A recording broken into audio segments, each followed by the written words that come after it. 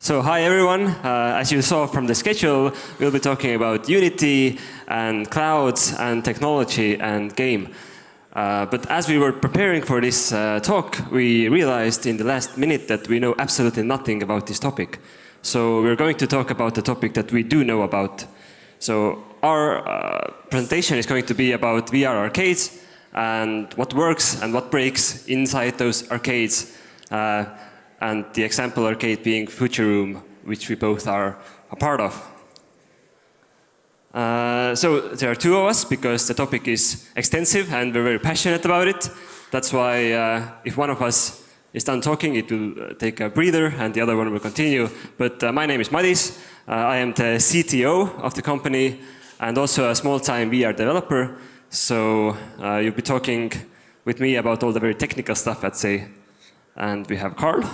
And I am one of the managers at Futurooms. I work here in Tallinn at Nautica Center, which is not far away at all. So you can come later on and visit us too. We have games for everyone. And I also do a bit of development in the VR scene. So we'll be discussing these topics very soon. Yeah, and the question is, for those who do not know, what is Futuruum? From the outside, it looks a bit like this. This is our one of our centers in Tartu, which looks like this very inviting long corridor of VR stations. And from the inside, it looks something like this. So a lot of booths, you come in here, you buy some game time, and you get to play various different games. And you can also take your friends with you.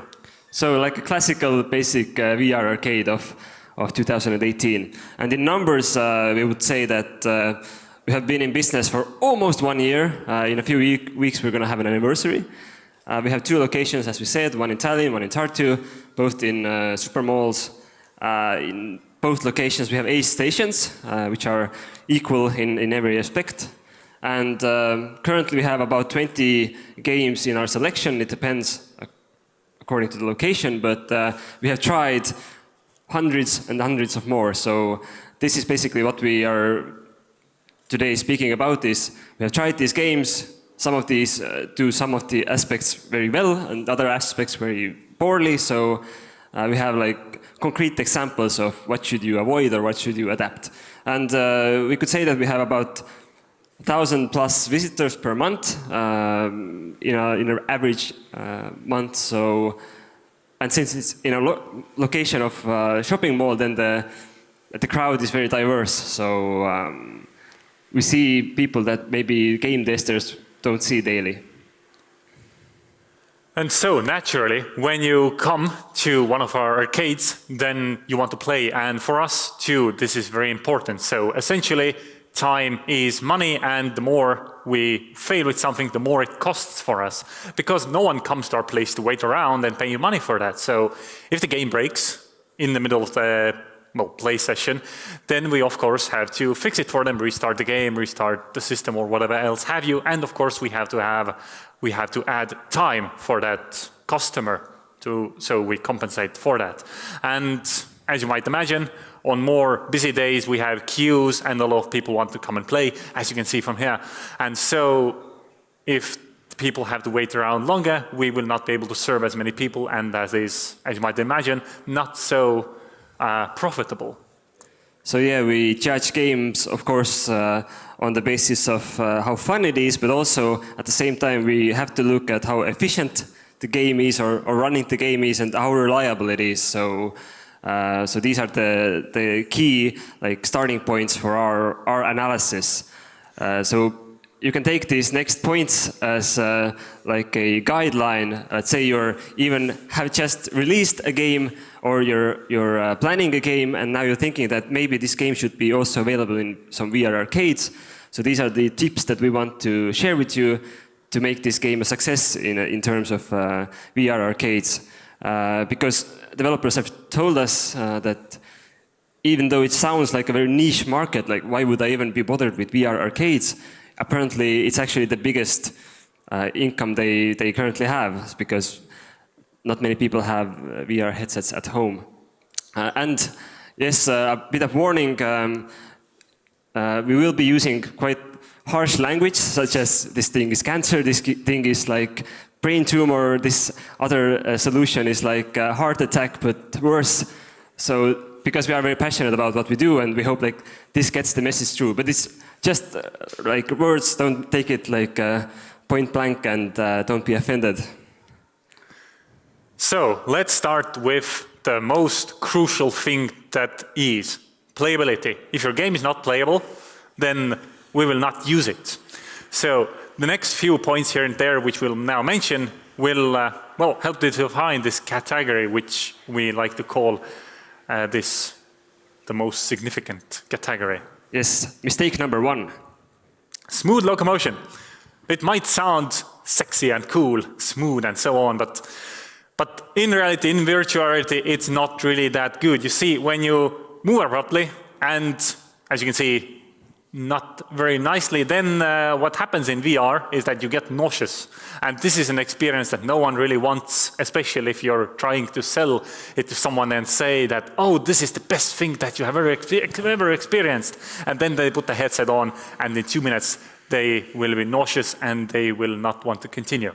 Yeah, 2 examples on the left. You see Nevrosa, which is, this was Affected, the Manor, which is a scary game, and it's supposed to make you feel really, really spooked. But yeah, but it's scary on many different levels. Yeah, we wouldn't show it to people because they would feel sick in a bad way, like not in a good way. And on the right, it's Smashbox, which has a all-right teleportation system, which is very good, but in the spectator mode, it allows you to mess with the world and spin it around. So since the other part of the game is good, we kind of like don't tell people that you can actually move around in spectator mode. So we hope that they don't find it, because then they will be instant sick. The other thing is discriminating against short people. Some games do it by accident or by choice, we don't know. But it means that even if the game is not sickening in the locomotion sense, it might be unplayable because your player is too short and the key points that they have to do in the game are impossible to reach. So on the left we see a game called Nevrosa, now I got it right, which has this cool puzzle that you have to put a cube on top of the box there, but if you don't see the top of the box, you have no idea what to do with this cube. So it's unplayable, or someone has to come and pick you up. And on the right, it's a bad and a good example combined. It's Job Simulator that has this extra lever that makes everything go way lower down. So otherwise, people will fall over because they will lean onto virtual tables that are not there. But we're not only criticizing, we're also showing good examples of what you can do to make your game not sickening. Yeah, such as the easiest way, the go-to way is via teleportation. This is a great way, especially for developers who are not very familiar in the VR scene. It's quite straightforward. It does not require a lot of work. You simply, code something that teleports the player somewhere else.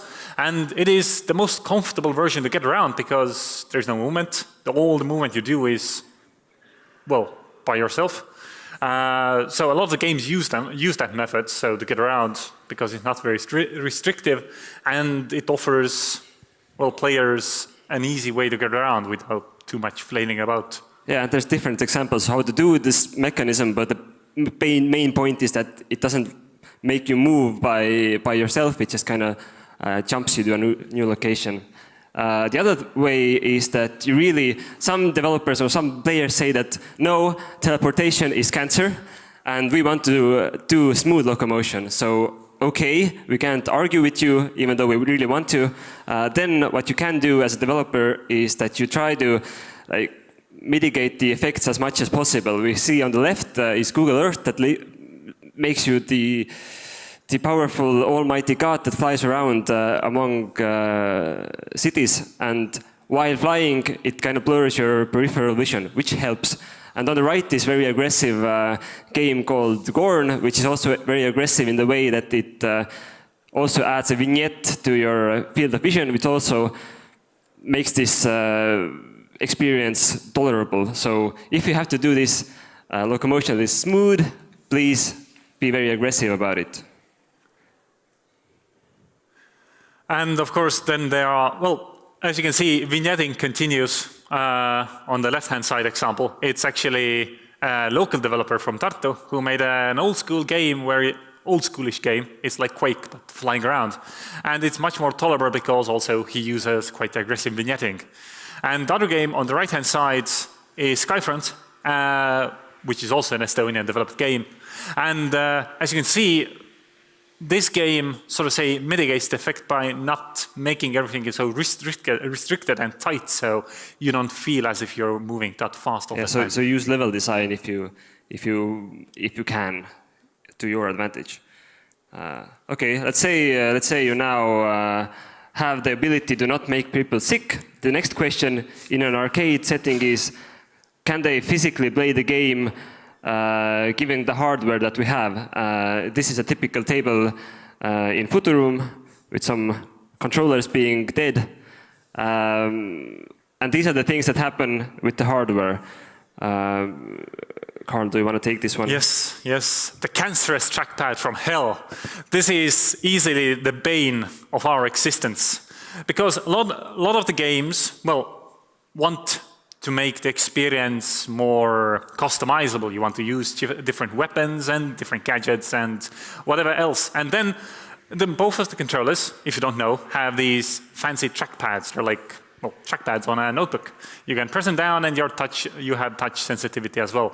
The problem being is that the current hardware design is not very durable, so they will wear out quite quickly, and within a matter of weeks you will not be able to click in every possible direction.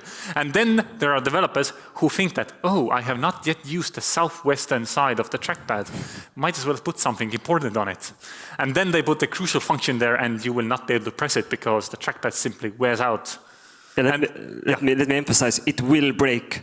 We know it from our arcade, we know it from all the other arcades in the world. This damn button will break in the first month. Maybe it lasts a bit longer, but after that, it's dead. It does not respond to anything else than just clicking down or not clicking down. Yeah, it does somewhat work, and you can somewhat repair it, but it will not be in the pristine condition that you bought it with. Point being, don't make your key elements in the game associated with the trackpad. Otherwise, we cannot show it to people if they can't click the damn button. Because it will break. Yes, a good example would be to use one button only. Example here is the almighty job simulator with their trigger button, which is cleverly designed into doing different things, be it mouse interactions or grabbing stuff or clicking something with two hands. So this is like a gold standard at the moment. So we know that when you give a total newbie the controller, one button that they will find is the trigger. Anything else you have to really point out, but the trigger is something that 99%, if they don't grab it from the wrong end, they will find it. So please use that instead, if you can. And of course, we already discussed briefly that there is a problem with, breaking the controllers, as you saw from the picture before. And in some games, developers have gone ahead and designed the games in a sort of a safe manner. For example, Job Simulator on the left-hand side has a sort of a dynamic play space which will scale with the size of your play area. So you're always in your booth, whether it be an office or a kitchen or whatever else have you. And so you will always be walking around your play area and you will not be tempted to go further because there's a virtual wall also where your physical wall is. Whereas another game, Gorn, involves a lot of movement, and you will want to go into places. And the game will actually prevent you from going against the wall with a sort of a strict chaperone system. Essentially, when you start swinging your hands too close to a wall, it will pause the game and tell you, whoa, you're too close there, back up a bit. And then it will resume the game, and you will be able to continue punching people in the face. Yes, we usually say in the tutorials that the chaperone bounds are electric fences that are very, very painful to go through, but it doesn't stop people. So if you have in-game punishment, that's awesome, because that means that the players can play the game the other day as well, because the controllers are not wrecked. There's other examples of the same idea, because some developers might say that, hey, this will break my game or it will kill immersion because I can see the play space. But here are good examples of games that try to do it in an immersive way, or they blend the play space inside their game. So on the left is Space Pirate Trainer, which always has this constant line on the ground, which is basically your play space. And right is Rec Room, that has the option to show you the room center, so you always know which way you're facing and how far are you from the center area, so you don't accidentally jump into the wall, which in that game happens a lot if you don't have this marker. So, number 3, multiplayer. As you might imagine, not always people come alone. They grab some friends or something like that and will come in groups. Thus, it will be always beneficial if your game has a multiplayer function, whether it be cooperative or competitive. Both work just fine, but the implementation here is key. Yeah, let's say if you have two games that are comparable in every aspect, but one of them is multiplayer, we will always choose the multiplayer. But now on to some public shaming. There are some games that are really popular among players and really hated among the administrators in the arcades. One of them being Arizona Sunshine. I always get it wrong. Yes. So in that game, your options are basically to get to multiplayer are either by sheer luck or by next week, because two possibilities of matching up is either clicking it on many stations at the same time and hoping that the matchmaking will take you to your friend and not some random guy in Australia, which mostly works but sometimes results in real havoc. And on the right is another great way to connect the players is by typing in the IP address of the other computer. And you can imagine being an 80-year-old who does not speak any languages trying to type in an IP address. Though there is also a very doesn't work. Though there is also a very elaborate instruction with what came with the commercial version of the game, which instructs you to install the game on a separate computer, fiddle around with the INI files a bit, convert that computer into a dedicated server, and then if anyone wants to play the game, you launch the game from the dedicated server, and then again join that server. Point being, bad way to do it.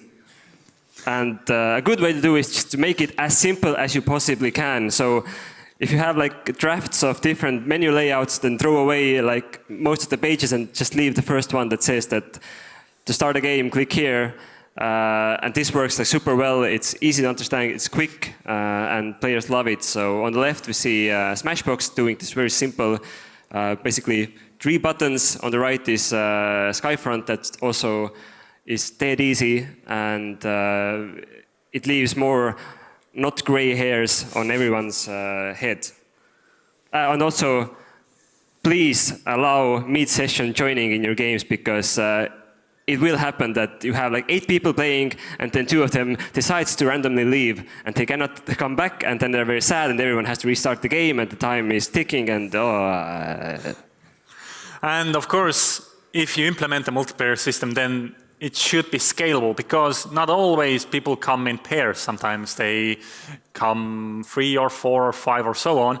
And with that, the game you should be designing, if it involves PvP, it should be, well, either team-based or also free-for-all, because not always people come in like in perfect pairs. Sometimes there is 5 of them. And then what do? 3 versus 2? Usually people don't enjoy it that much, thus you need to figure something else out for them. And also, another good thing that we always are looking for is that the game will be magically instantly unlocked of all the features. So you don't have to do the game from beginning to end the first time to unlock everything, because then we have the situation where some stations have the game unlocked, the other ones are basically fighting with a stick and a stone, so not also fun. So please do not build any very elaborate, long gameplay sessions that you have to play through 8 times, because there's a special place in hell for games like this, in the arcade sense. UI, UX, usually these things are separate, but in VR, you kind of have like a 3D menu, or you're inside the menu. So basically, you have an user interface, user experience, which can be either very nice or a real punch in the face. Some examples of how to do this, because if all the other points are filled perfectly, and the games are stacked evenly, and then you have the choice between a very horrible user interface and a very good one, then we're going to pick the one with the good user interface. Bad example, I can really talk about that one, is we always are wondering what's going on in the minds of the game developers or designers that make the game very difficult to start. So on the left we have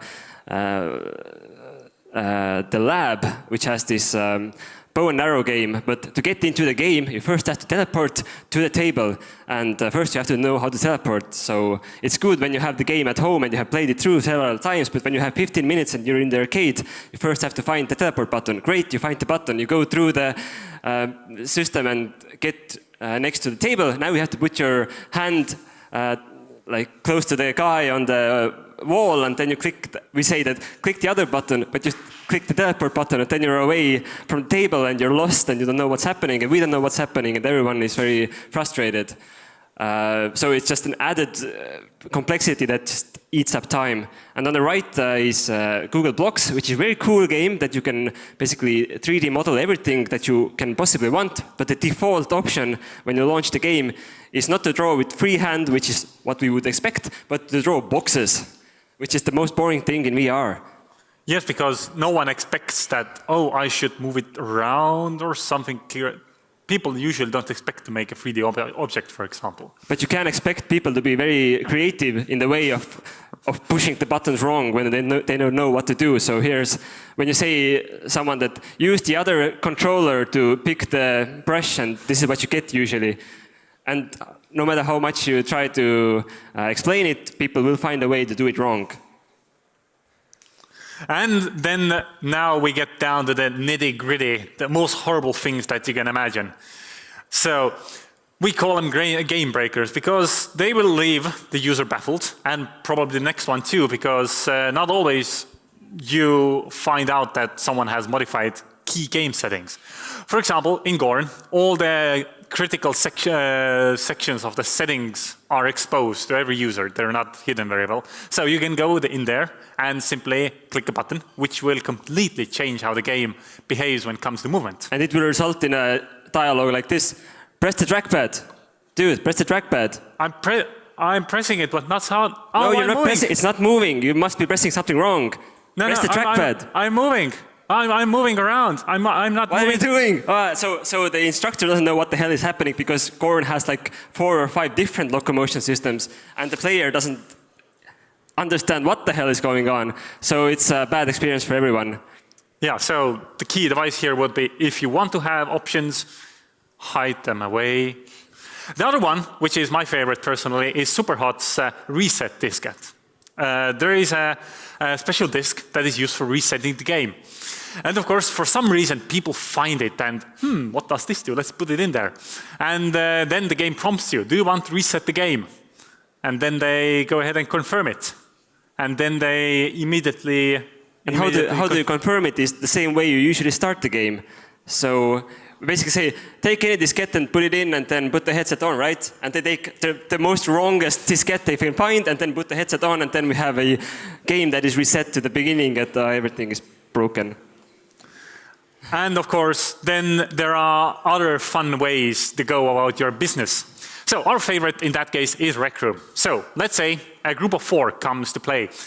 So eventually they will get into the same game. They're waiting in the game lobby, and one of them, let's say Bob, goes to look around while I join the last one in and so on.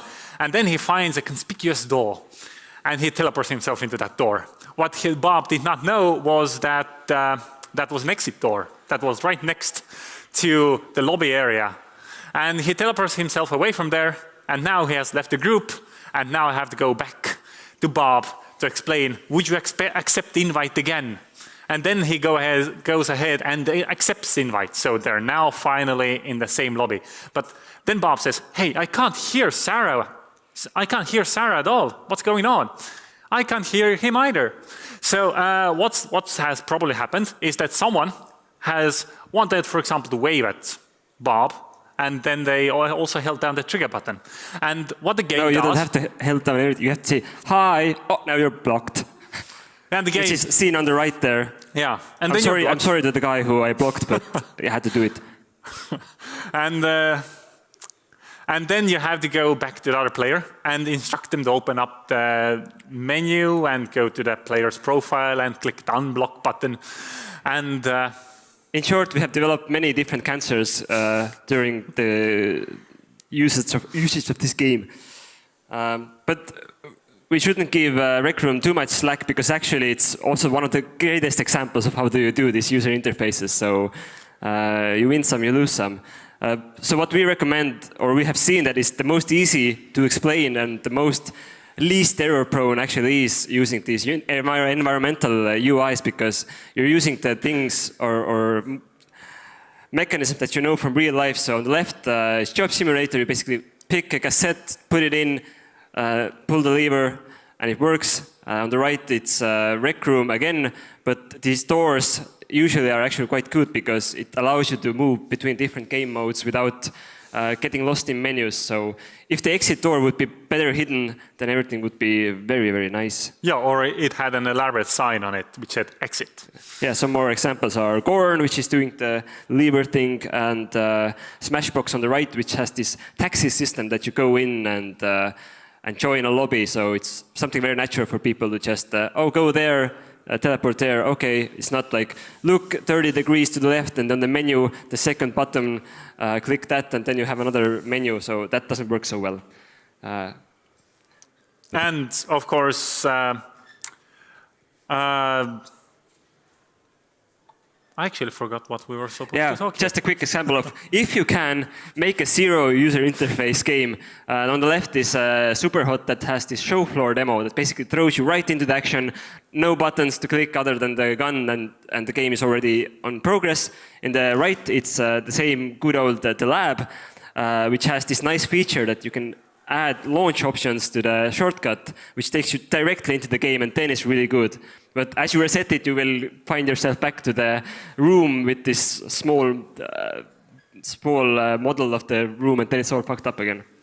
But we have to rush it because we have a few minutes left. So another thing which we are generally thankful for is, well, if we have all the buttons to control.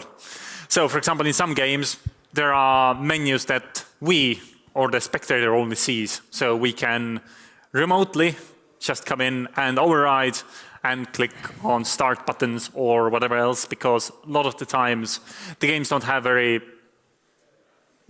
much customization necessary, so they simply need to get through the menus, but sometimes the menus can be convoluted and the player gets lost, so it's good if we also have some control over it. Yeah, Google Earth, good example. Audio Shield, very good example. Gets the player straight into the game. And the other thing, our most favorite implementation of all at the moment is raw data, which used to be one of our most hated games because it was so damn difficult. But then developers shared with us their arcade mode, which is like a gift from the gods, because now the administrators have total control over everything that happens in the game. So here is a very over-the-top example where you can just kill all the enemies with one mouse click. But it's useful when people get stuck in some random locations or situations and so on. This is by far our most greatest thing that we can ever wish for. And the only reason why these admin superpowers are currently at the top of the list is because there are not many games that implement this. But just a quick rundown of, so what is the perfect VR game for a VR arcade? It's basically all we just talked about. The game does not make you sick. The game is not using any fancy buttons that takes you an hour to explain. The game is using adjustable height or does not require any specific height at all. And the game is very easy to join. Just get in with your friends and action starts. And at the same time, it's very hard or near impossible to leave because in the arcade system, we tell the program when to quit, and there should be no exit button at all. Admins could have every override possible. And the last one is that you, if possible, please do keep in mind that your game could use some fancy tricks to protect the actual hardware so the player can come back the other day and enjoy the game as well. So the recap, this is the situation right now. We have a few games that give us all the superpowers, and we're like, damn! And then there are games that we currently have are like very, very nasty compared to these. So I hope we have a few more minutes for questions. Yes. And write us if you are too afraid to ask. But do ask. Go ahead.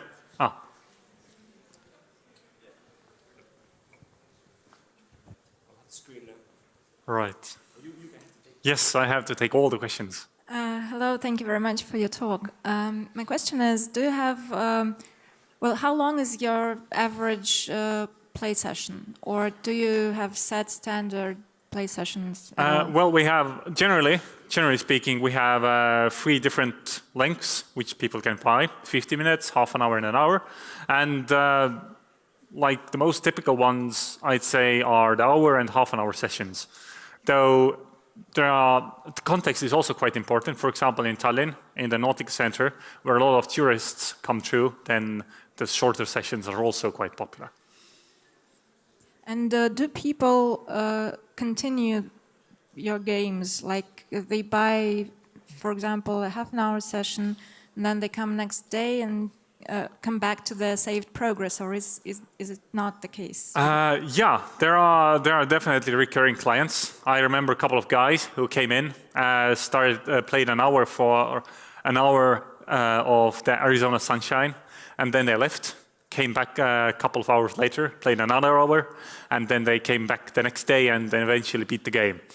But you have to remember your progress yourself, so we don't have a system that saves your specific progress in a specific game. So that's why it's good to have the game totally unlocked. The players can continue wherever they remember that they left off last time. Oh, yeah, so since it's a game developers conference, then you might be game developers, but someone else in your company might be calling the shots. So one good way to get your manager or your boss to see the way that you see that these points are actually useful is that we can have them volunteer in our center. So if you have a very complex game, then we welcome you to come and give it to us and come and explain it to some 10-year-olds who are going to play it. So in a week, you will probably be very fed up with this very complex system and you will make us an arcade mode. So yeah, thank you.